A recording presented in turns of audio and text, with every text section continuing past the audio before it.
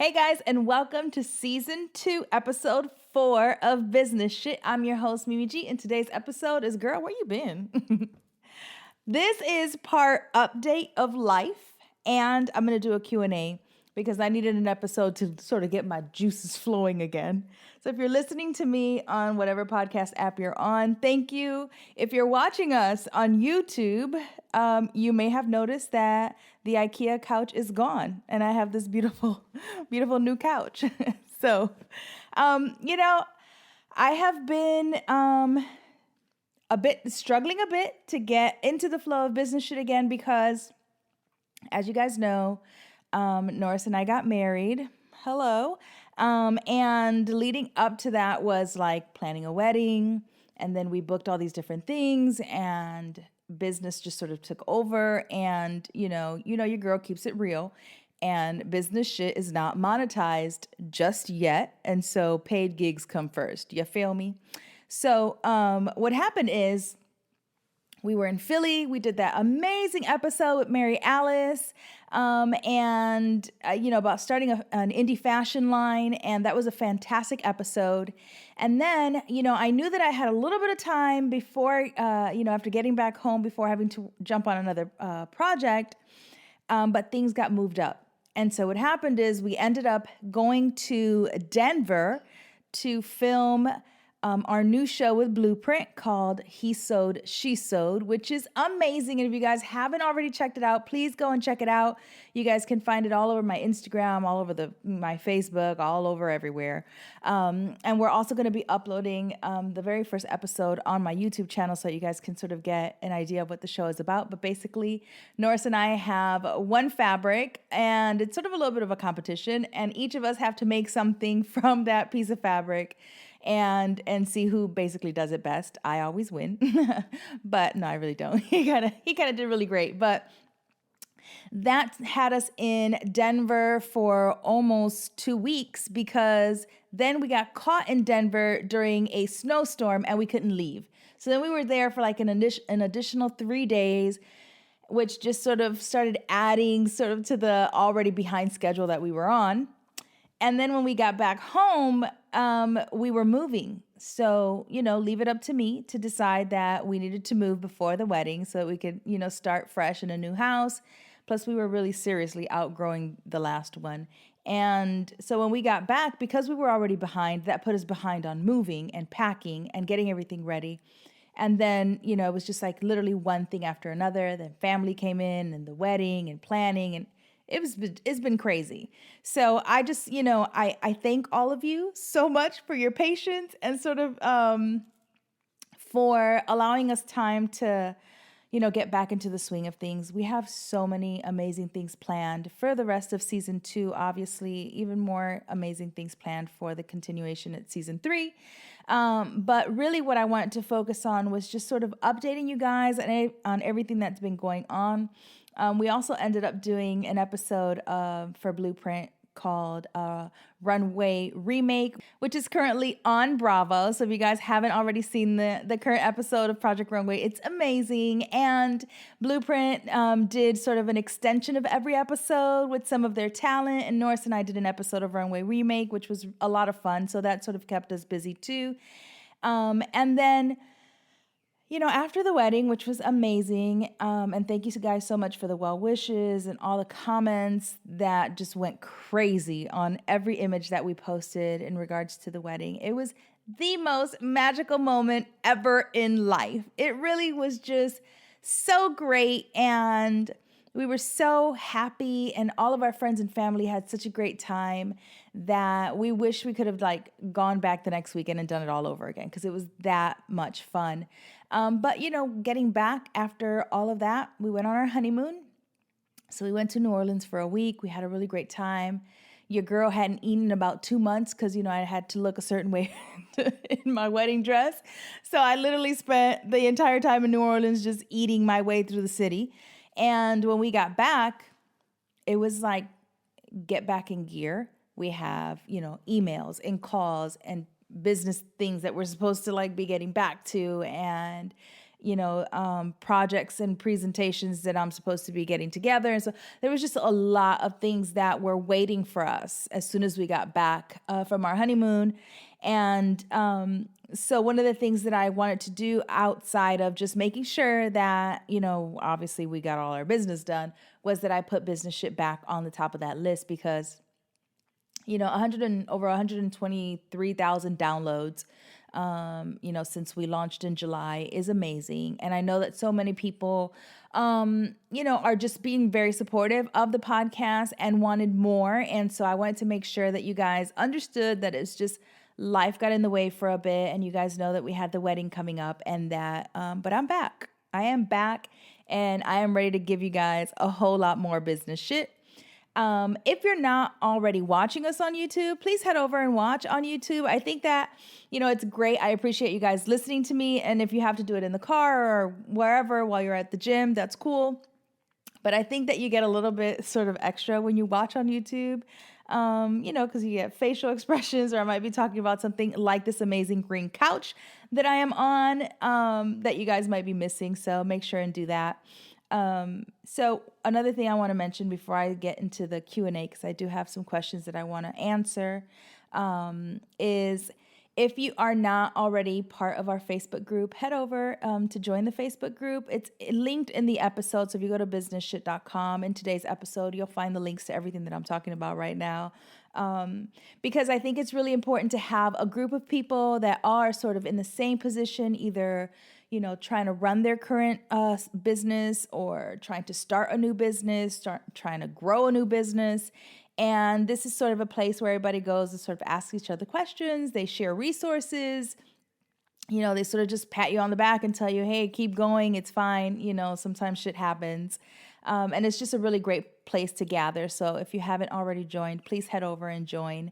The other thing I want to mention is that Norris and I want to start doing a live business shit workshop. And so we want to start a short tour, thinking something like Atlanta, Chicago, New York to start.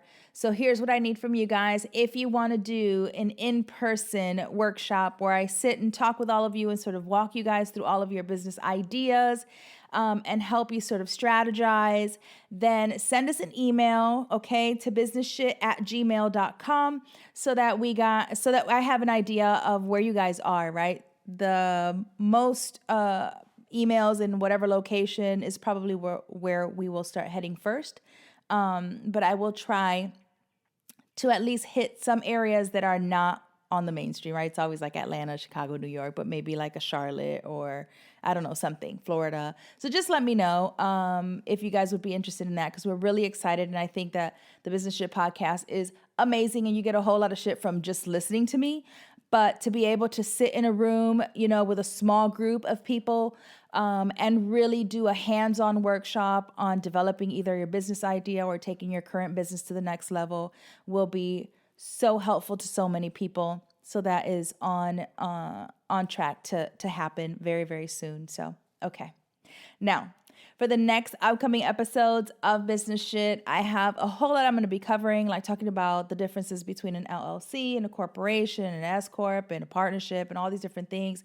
We're going to cover all of that. There's a lot about fear and not letting that sort of hinder you from moving forward. And just a lot of general, really great information that I think you guys need to know.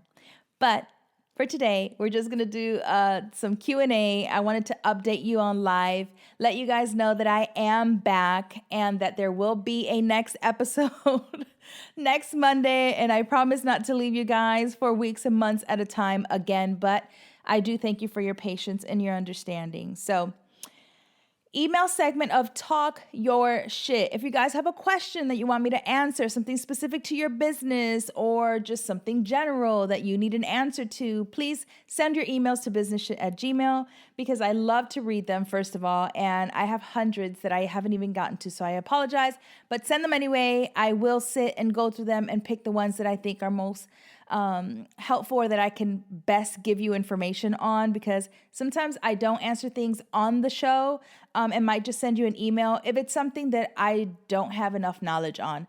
That is one thing I will never do, is give you information on something I don't specifically know or have enough knowledge to share because I would just be doing you a disservice.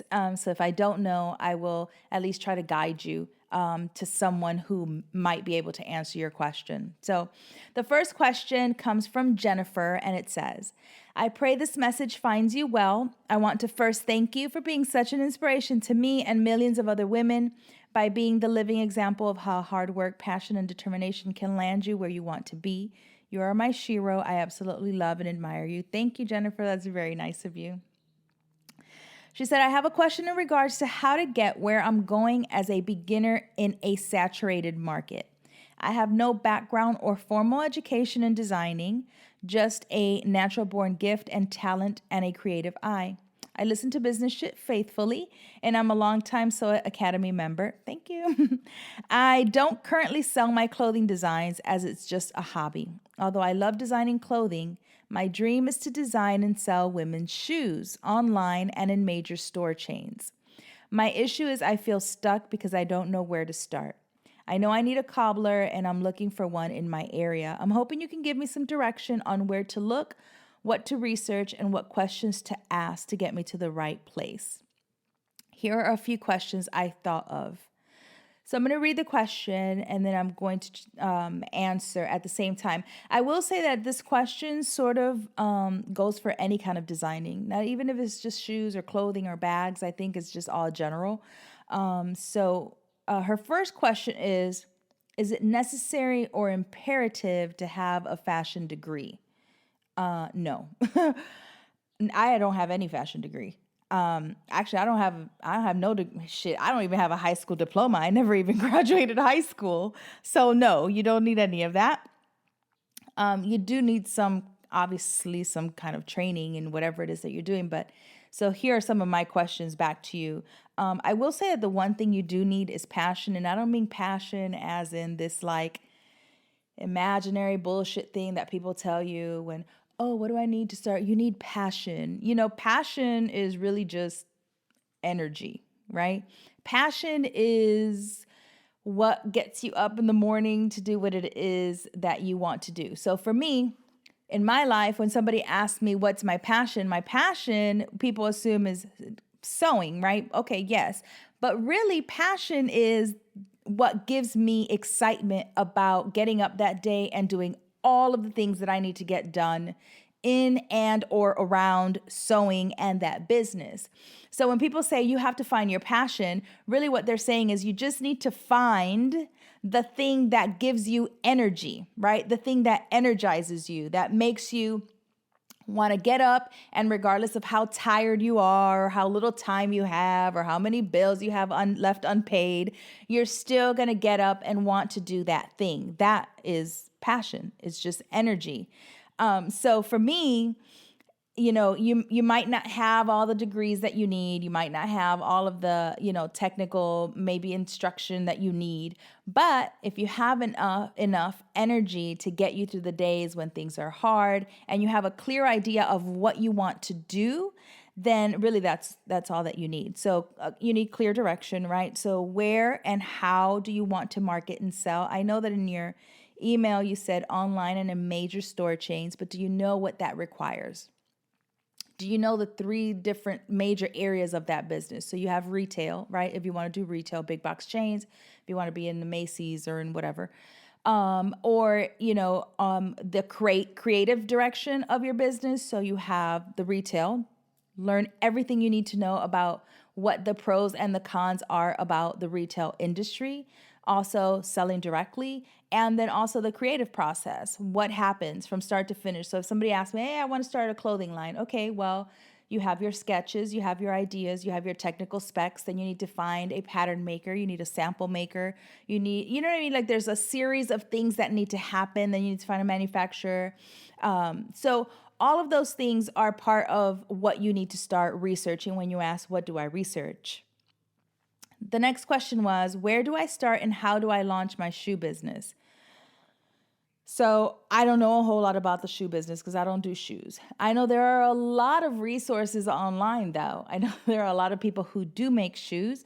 I won't give you the names of my friends specifically because I have friends who make shoes because I don't want you guys bombarding them with questions, but you can Google. There are actually a lot of places that even teach. So here are a couple of things. Listen and listen again to the episodes on launching, pricing, and selling. That's the first thing.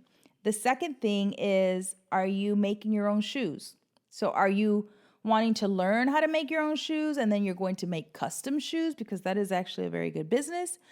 Or are you designing shoes and then looking for a manufacturer to manufacture the shoes? And or are you trying to get into retail big box like I mentioned earlier, or are you direct to customer, which will, in my opinion, is always the best option. I always prefer to cut out the retail middleman and sort of just do direct to customer, but that's my personal preference. And what are you doing already to learn the process, right? So you said you need a cobbler. Well, there's a whole lot of other things that sort of have to happen in order for you to design and manufacture a shoe collection. So I think a lot of times when people ask me that, they forget the power of our all-knowing friend Google. In about 5 minutes, I was able to Google a lot of information about how to start a shoe collection, how to manufacture shoes, how to design, how to find a pattern maker. So these are all resources that are literally at your fingertips. I know that a lot of times when you guys send in questions, you want direct information and resources. And a lot of times I have them. In this particular area, I don't. But I will say this. One of the best ways to get information about something you want specifically that you're doing is to go learn about it, right? So what I mean is there are a whole lot of in-person workshops that I have seen sort of rise in the last year or two on making shoes. You can go and take a class on how to make shoes. And guess who's in that class? Guess who's teaching that class? Somebody who has a lot of information about the business that you want to be in, whether they're teaching it or doing it. And I mean doing it as in they have their own collection of whatever it is, shoes or sneakers. But they will have all of the information that you need to know, or at least have a really good sort of guide on what to do. So that would be my very first piece of advice is find a class, whether it's local to you or you have to fly somewhere to take, a 5-day intensive, because not only do you want to learn the process of what you're doing, which I tell people all the time, if you are running your own business, whatever that business is, you may not be an expert in all aspects of that business, but you should have experience at every part or level of that business. I'm not a master pattern maker, but I know enough about pattern making that I can sit with my pattern maker and be able to sort of say, hey, I want this, I don't want this. I think we can sort of expand on this. I'm a seamstress, so I can make my own samples, but I know enough that if I need to talk with sample makers, I know what I'm saying. I know enough about finances to be able to speak to my CPA or my accountant. Do you know what I'm saying? Like, you don't need to be an expert in everything, but you do need to have some kind of knowledge in every aspect so that you can, speak to them in a knowledgeable way and get, the information that you need. So go take one of those classes. Ask to talk to them. Go online and look up all of these. There's a girl and I can't remember her name, but I will try and link to it in this episode. I think her name is Rachel, and she does online classes, and that might be a really good resource. You could go over and email her and ask her directly if she has some information that she can help you with. So, one of the things that you want to be able to do is have as much information as you possibly can about the business that you want to start. So I would say take that information and then, start sort of self-guiding yourself, and then reach out to people directly in that business, because I said all it takes is a couple Google searches. And, fortunately for you right now, because you're asking specifically about shoes, there are a lot of people learning to design and make shoes and starting independent labels in those areas. So you should be able to find a lot of really good information. And if I come across something specifically, I will email it. I have your email, Jennifer.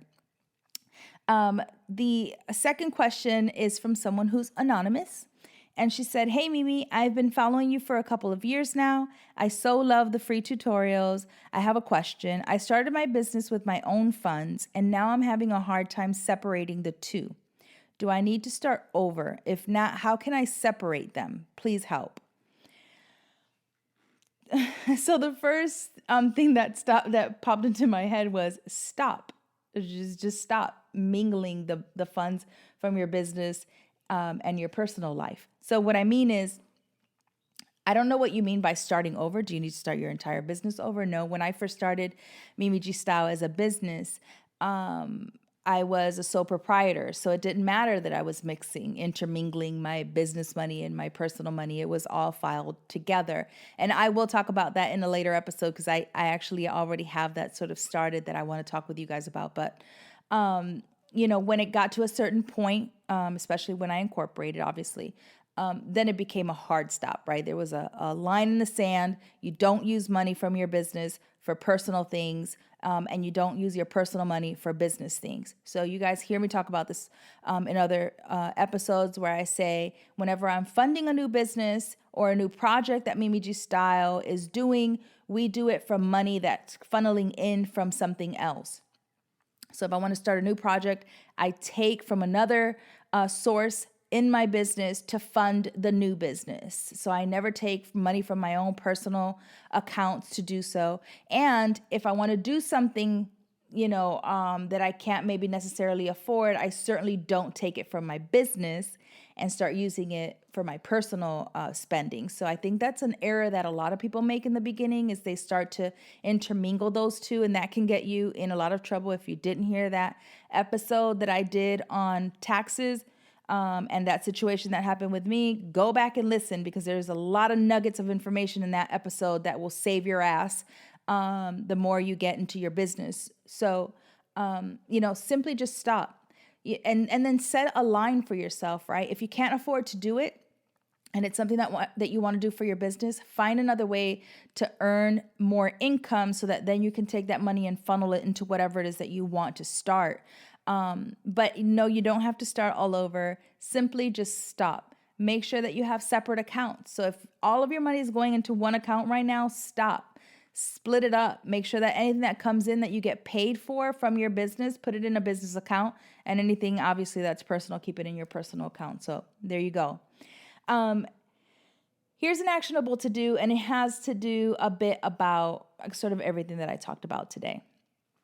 So, one of the things that I'm going to be doing, and this is something new for me, is, well, it's not new in that it's new totally for me, but it is new in that I will be sharing. So one of the things I love outside of sewing is cooking. So if I wasn't like this, badass guru in the sewing world and DIY world, I probably would have been like a cook, like a chef or something. I don't know. Cooking is like almost the same for me when it comes to sewing in that it sort of centers me. It calms me. I really sort of get lost in the kitchen when I'm in there. I love to cook. I like to bake, but not as much. And so recently I found myself in a place where I've built this huge empire in the sewing and DIY world, right? And I'm so very proud of it, and that's not going anywhere. So if you follow me on that side of the world, don't panic. I'm not going anywhere. Nothing's going to stop. But for me personally, for my inner Mimi, I needed to do something new. I needed to add something. And so I decided that I was going to start expanding in cooking and maybe sharing the other side of things that you guys don't necessarily know about me. And so I'm going to be doing sort of my cooking videos and sharing my keto stuff that I love so much and all of these different, things that I enjoy doing. And so the reason I'm doing that is because, like I said, a lot of times when you're in sort of your zone, right? You've built this business, whatever it is, and it's going great. But on the inside, you might feel like you need something else. You might need something to shake shit up, okay?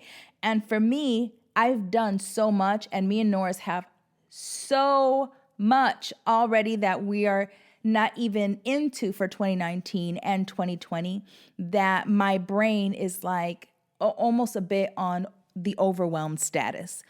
And so because of that, I need something else to sort of help balance that. So I figured, you know what? Start cooking more and start sharing that. So I did something actually this morning that I have been talking about wanting to do for a long time, and that is I signed myself up for a 20-week intensive cooking course in Pasadena, where you sit with a culinary chef and it's a small group of people and you learn over the course of 20 weeks all of these amazing things that I've always wanted to learn. So I'm super excited. But in doing that, it brought me to this sort of actionable to do is take account of where you currently find yourself and ask yourself these questions. Are you waking up grateful and excited?